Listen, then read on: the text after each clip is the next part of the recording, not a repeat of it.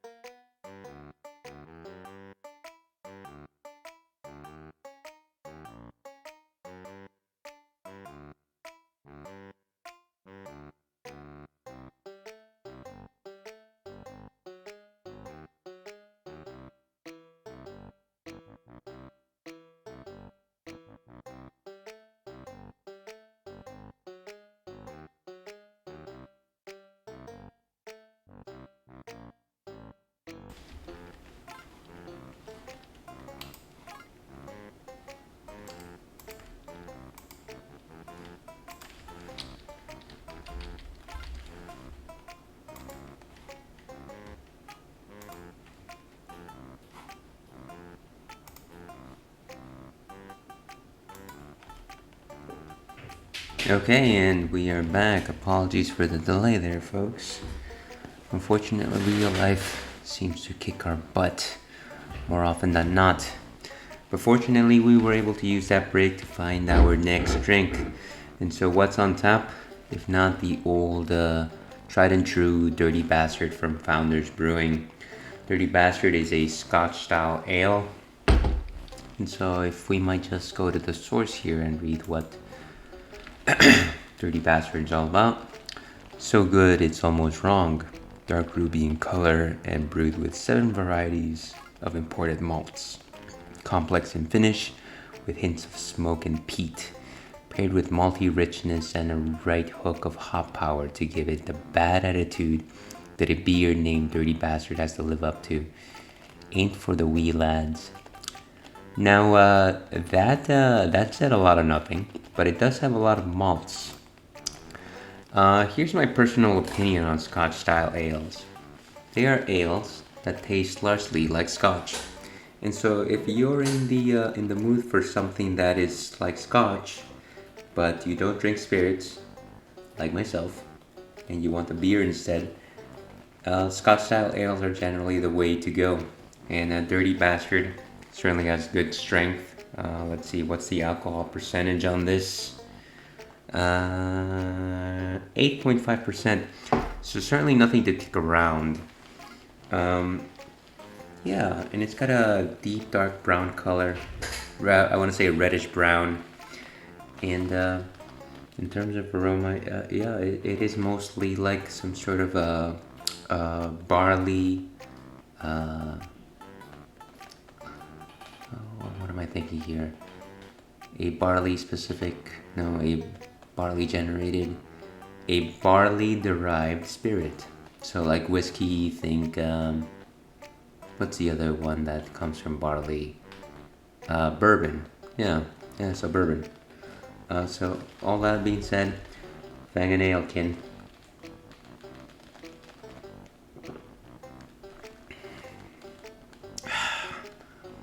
So crisp, certainly malty. It's got some caramel notes there, and again, just that strong sensation of a good whiskey. If I knew what a good whiskey was. So Dirty Bastard, try it if you see it. I certainly recommend it. All that being said, back to the game.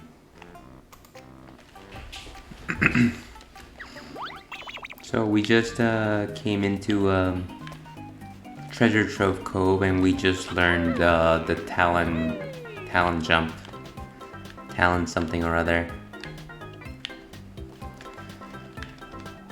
And so this should help us with the next Jiggy. That's not what I meant to do, but that worked out anyways.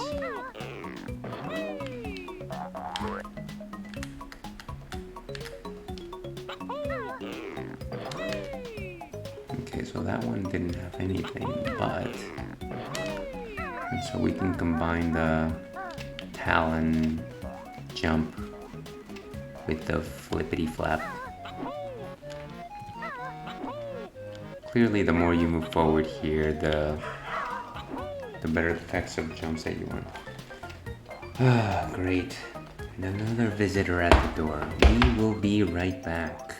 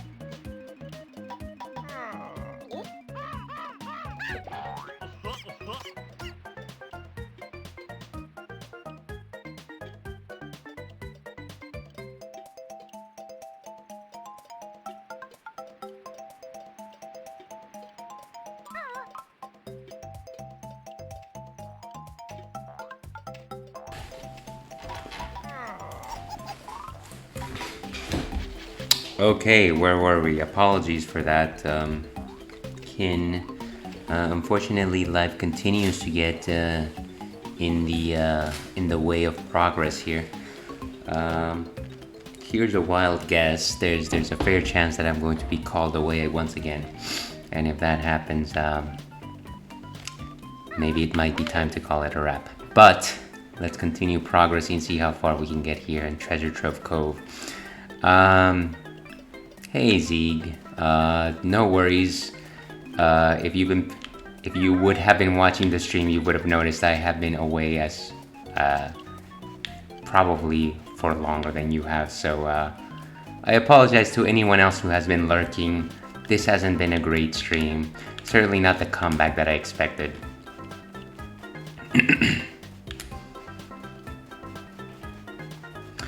And so let me just try and finish this particular section with the pads.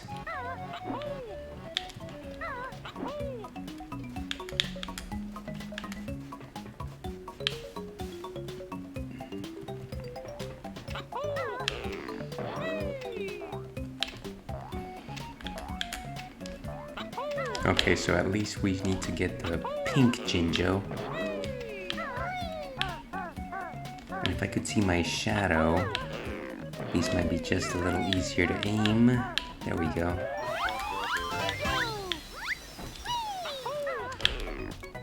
Something tells me that Treasure Trove Cove is going to be a multi-session level. So much for me blazing through the first few levels.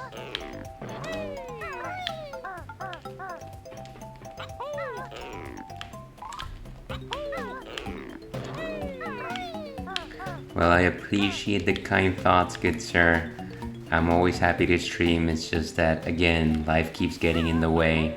By the way, anyone who is lurking / watching, please watch Zeeg's streams. They're definitely one of my biggest inspirations to starting to stream myself. Very high praise from my end. Anything that I'm trying to do here is dwarfed by his own attempts. An excellent retro gamer, avid player of Final Fantasy XIV. I highly recommend following, if not subscribing, to his channel. Alright, I think we got what we needed from that particular section.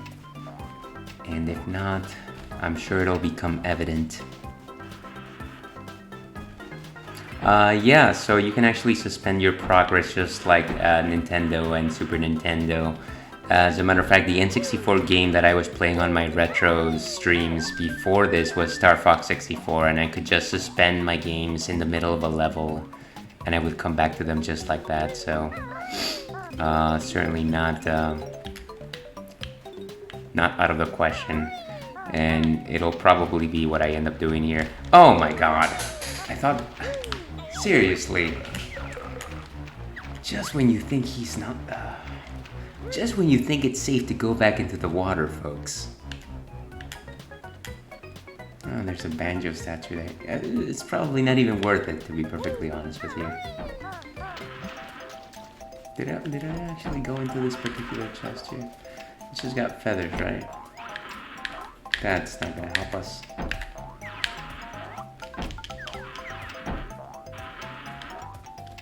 Might as well check it out, sir.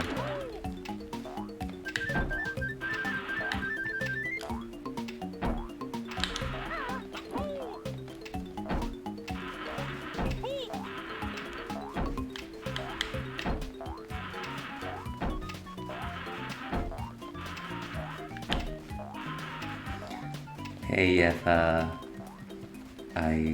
hear you. I see what you're saying. You don't tune into the Ails and Fails channels if you're not expecting some level of self-deprecation. But it's all good and fun. It's all good and fun.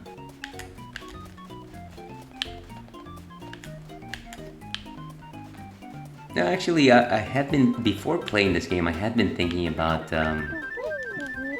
getting one of those N64 controllers. I honestly think that they are the way to go when it comes to old N64 games.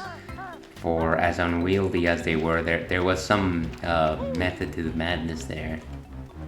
The Switch Pro controller is certainly lacking for this particular function, and unfortunately it's my C buttons that are lacking, just because so many of the combinations for Kazooie's moves just involve some combination between the Z and the C, the 4 C buttons. The Z and the C's. In the high seas.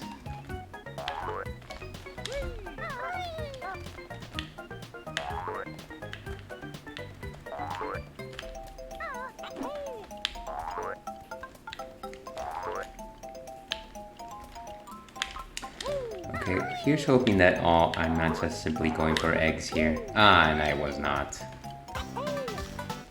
The discovery paid off.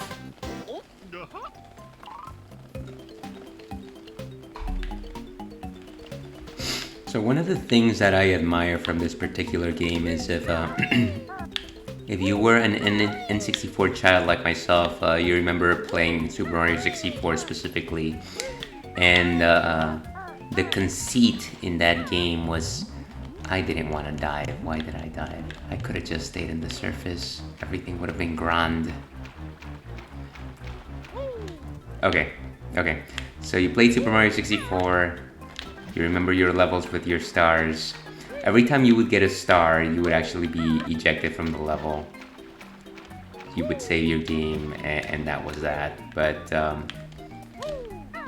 and while that mechanic, while that mechanic worked for that particular game, it certainly didn't streamline the experience.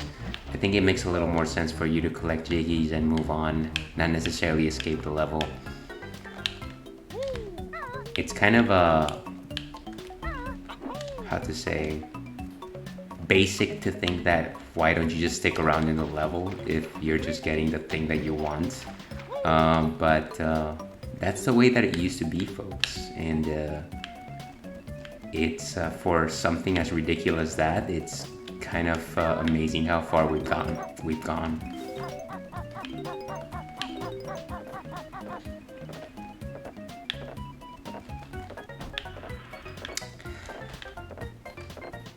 Yeah, definitely Nintendo games.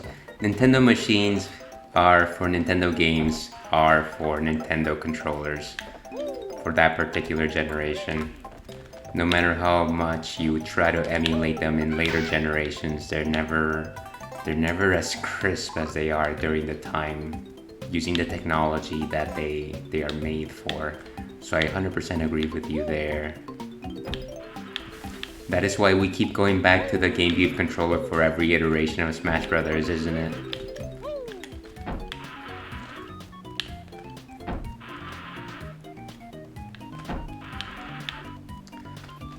Yeah, this is a progress run. Bite.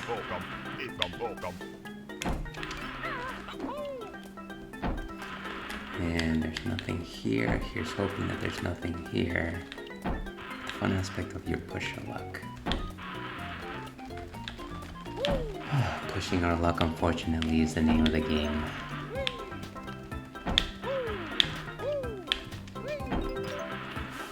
Okay, let's do the talent trot. So let's pick up these parties.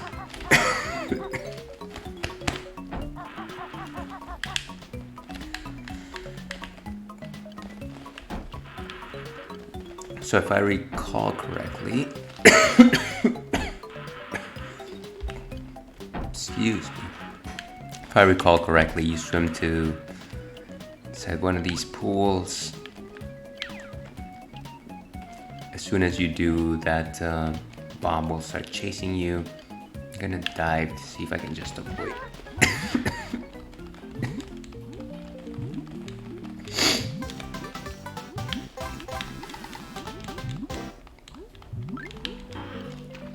Once again, discovery pays off. Is it gonna blow up? What if we do one of these?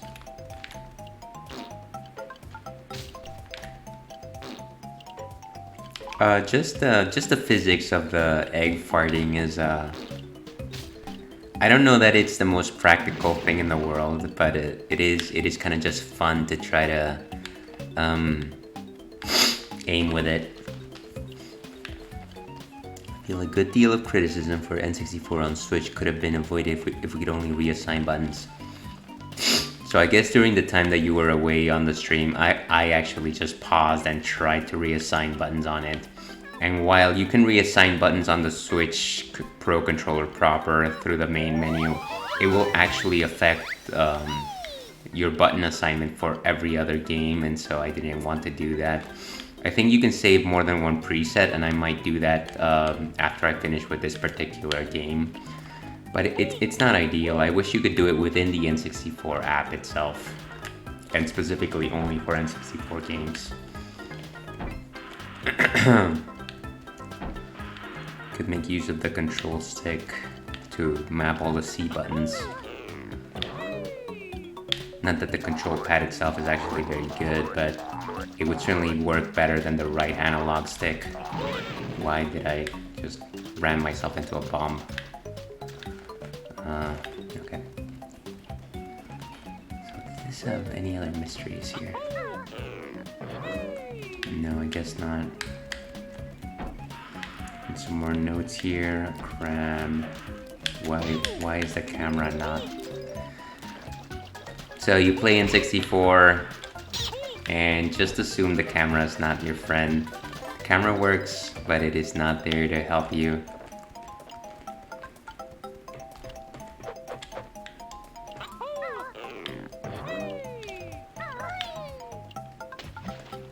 Alright. Get out of the water. Okay. And there's a Mumbo token there. I forget. Is there an actual transformation here in this particular level? I can't say I recall. I guess we're just collecting Mumbo tokens for the funds.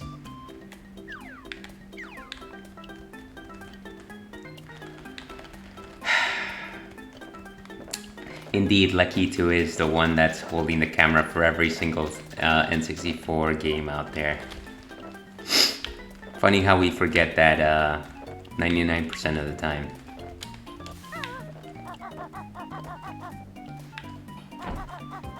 He's also the one that's holding the red, yellow, green light for all Mario Karts. So he does do a lot of work. Ah, man. Bad timing. All that for eggs. A baker's dozen.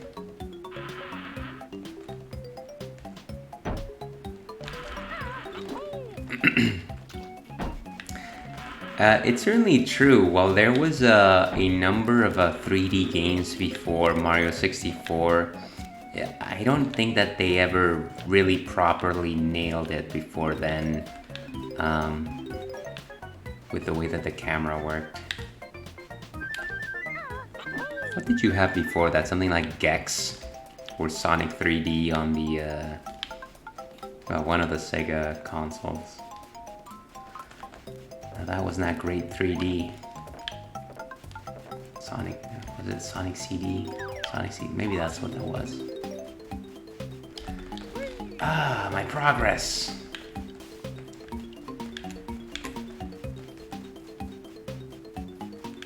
Haven't touched the ship yet.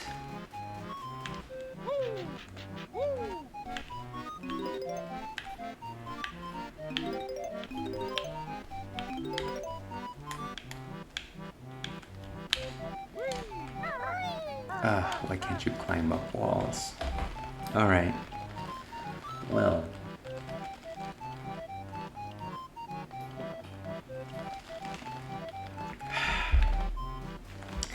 Still enjoying a Dirty Bastard by Founders Brewing. And are there musical notes in these particular trees? No, sir. Okay, so let's give that Blue Jinjo one more go and see what happens. Just dive directly. Come on, yes! Okay, and now we're going to die. A breath of fresh air. Ah, okay, so here's a fight.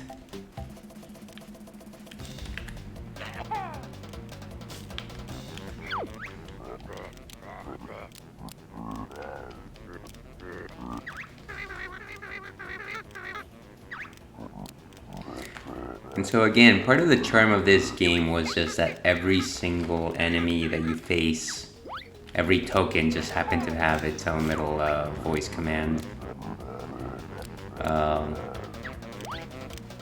Even just grunts instead of voice acting, which a lot of people found annoying, but I myself just enjoyed it.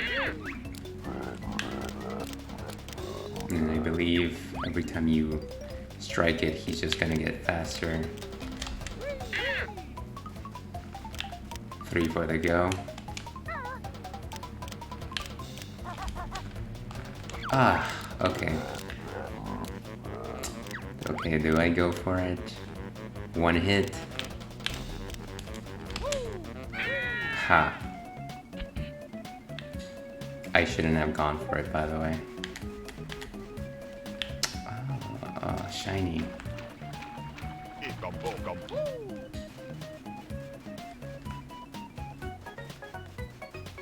Okay, so we go inside the shell to claim our prize.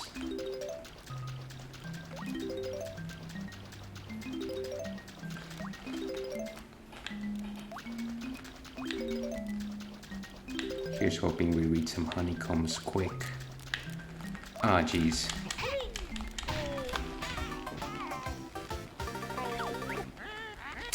Now, how much does this set us back? Death. Did we lose all of our notes? Of course we did. Lost all of our notes. And our Jinjos.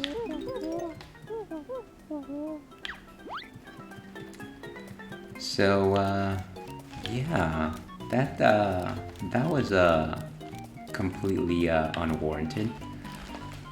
That's how it goes. Let me just do a real life check over here.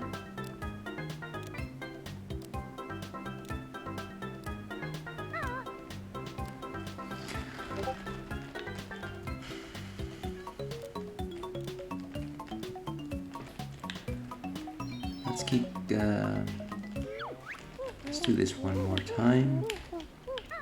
Didn't really need to exit, but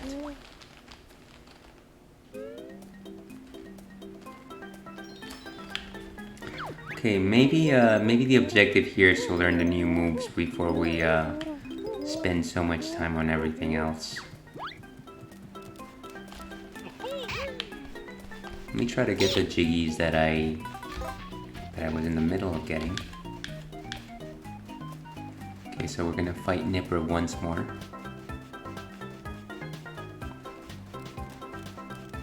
Nipper de Bouble. Jeez, these crabs just pop out of nowhere.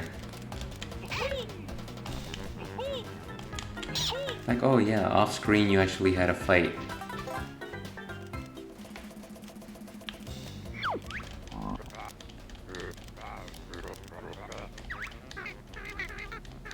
Yes, please help us. Just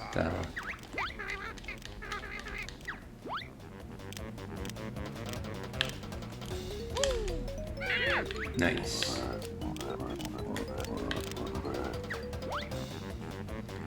One, two, three, four.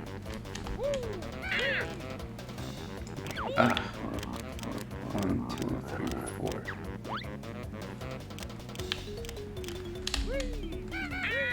Beautiful. And so Nipper retreats into its shell, but unfortunately we never learn the true fate of Nipper.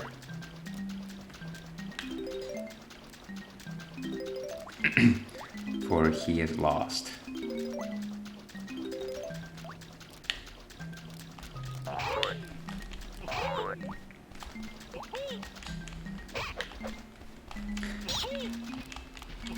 I think if I just did a butt slam, that I would actually be able to kill them in one shot. But I'm not 100% on that. And so why we came here was the Jiggy itself. So we didn't keep our notes, and we didn't keep our gingers. What exactly did we keep from an hour ago? So it was probably the Jiggies, and that's about it. And then of course our best note score.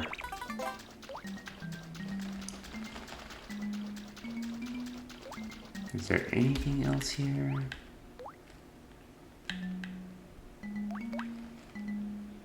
Okay. No, I think we're fine. Just a note.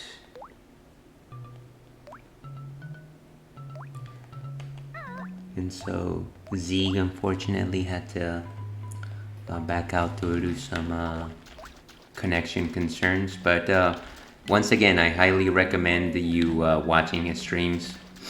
I believe he'll actually be on tonight. If I'm not mistaken, he's generally streams on Fridays and I believe Saturday mornings as well. Very fun. An avid retro gamer. Certainly somebody who dwarfs my knowledge in terms of gaming knowledge. Certainly love to sit down and chat with him. In the meantime, we're going to try to see if we can get a few additional skills. We might have to cut out fairly soon. Probably the next time real life calls us, unfortunately, but so it goes. So we hear somebody blubbering. Come on, why'd you have to... Ah, these clams. Clams.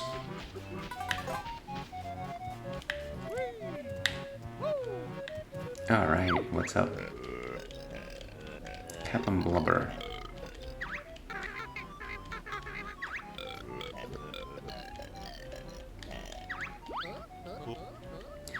Well, I guess hippos don't really swim. And so I think we're supposed to go down the ship in order to actually find the treasure.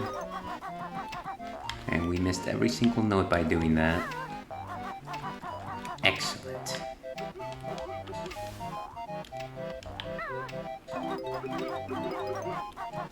And I think that's where we learn the flight skill.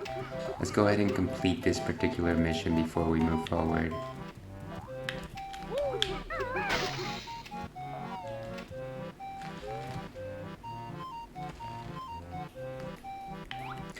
Here's hoping that there's no more sharks here. Ah, the gold bars.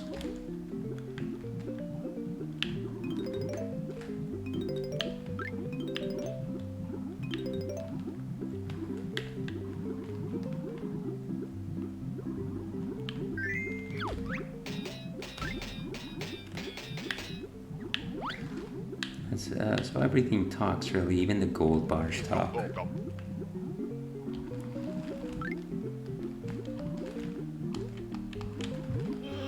Okay, so in order to get the rest of the stuff on the next section, I think we actually have to enter from the outside of the ship.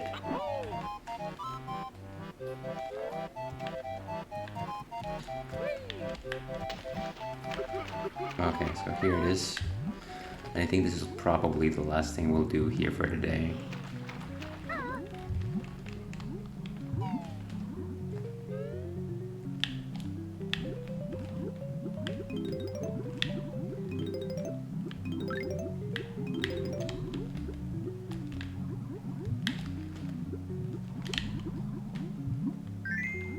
Two gold bars. Is there anything else in here? Looks like not. Let's move on.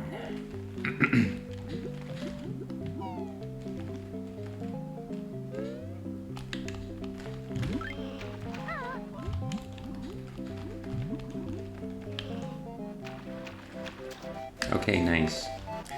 So now we hand the gold to all Blubber Butt, and we should be good to go. And 2. There we go.